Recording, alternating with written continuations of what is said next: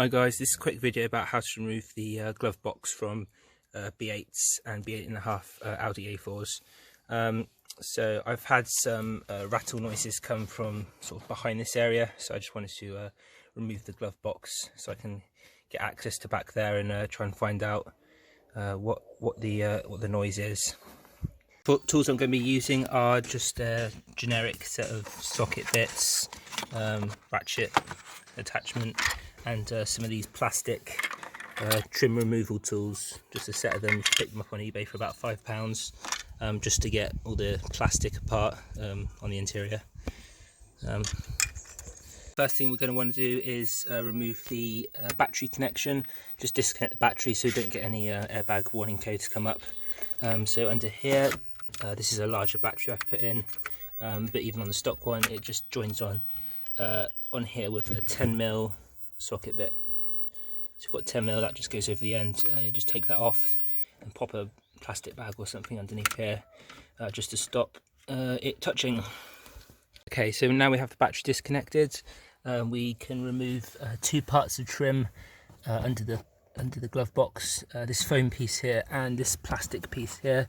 I don't think this is essential, but it just makes it a bit easier to get access back here for when we want to remove the glove box. So under here there's three little plastic nuts, 1, 2 and 3. If you look underneath, they're just sort of done up by hand. They look like that. So just loosen those up and we can remove this part here.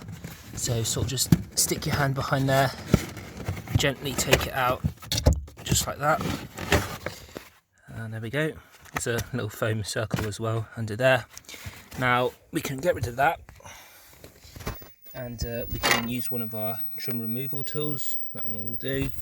And we can pry out this piece of trim just under here. We might actually be able to do it by hand if we're careful. Let's have a look.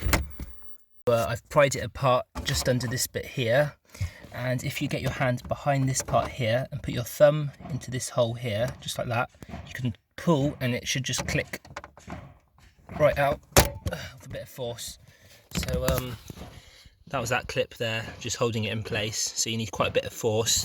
Just sort of pull it out like that, downwards, and that should do the trick. Okay, now we've got the plastic trim removed.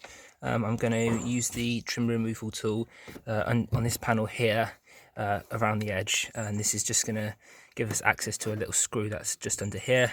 So simply all you've got to do is pop it underneath, sort of put a bit of leverage on it, not too much, and that should just sort of pry that out. There we go. So that's the panel there. And this is the screw we need access to, this one here.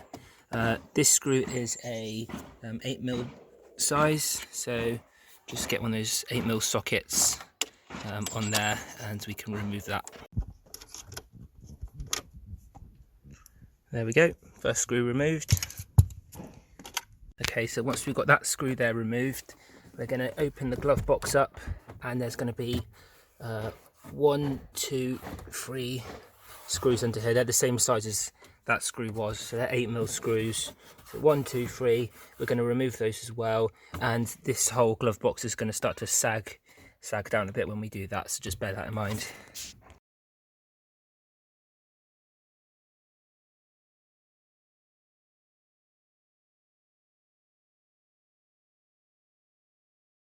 Right, once you've done those screws, there's 2 more underneath here. So one of them is just there, and the other one is just there.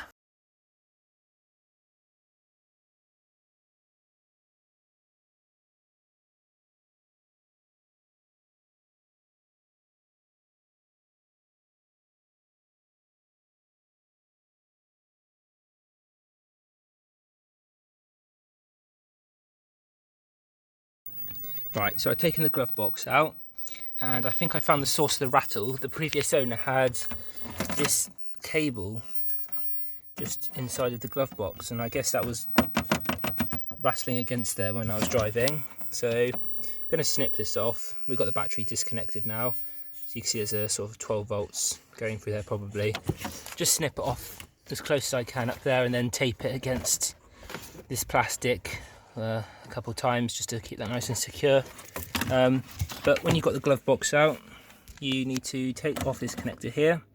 So this is the, you put the key in here, and then that basically allows you to turn on and off the passenger airbag. So if you've got child seat in there, you can turn that off there. And then there's another connector down here. I believe that might be for like a lamp or something inside.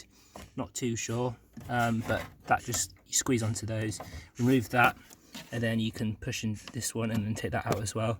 So I'm going to tape that up, and then I'll get back to you once I've got that done. Okay, so I've got some tape, just some 3M gaffer tape stuff, really good for this sort of thing. Got that on there just to secure that cable in place. Got rid of this old one, so I can go in the bin now. To put the glove box back in, we're pretty much going to do the opposite of what we've done. So I'm going to put those 2 screws in first, and then I'm going to do those 3, and then I'm going to do that single screw on the side. I'll just do a little time-lapse video of me putting it back together. It's quite simple.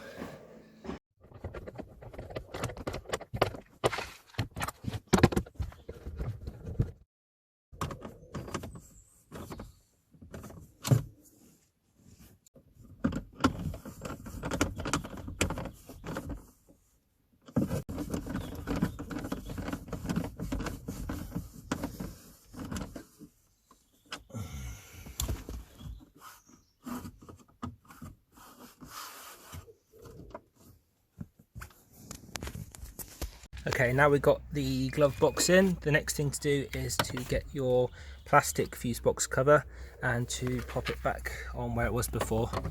So just sort of slide it in there, just like that. All good. We can close that up, and then we just need to put the plastic cover under there where that was before, and this piece of trim that was there. Now to put this final piece in, there's 2 teeth that stick out the back, and there's also a clip that's on here. So what we're going to do is we're going to sort of hook those teeth into the plastic, and then after we've done that, we're going to sort of push the clip inwards so that it goes into this hole just here. So you pop it up so it lines up here.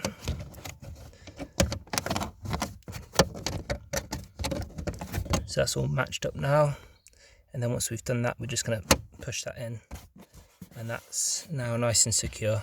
Okay, now we've got the glove box in place, we're going to go back to the battery, and we're going to connect up the negative. Alright, we're on the inside now, guys. I'm just going to quickly start the engine to check the battery's connected up properly. Perfect. That wraps it up for this video, guys. So if you've got any questions, just leave them down below. But yeah, thanks for watching. Bye.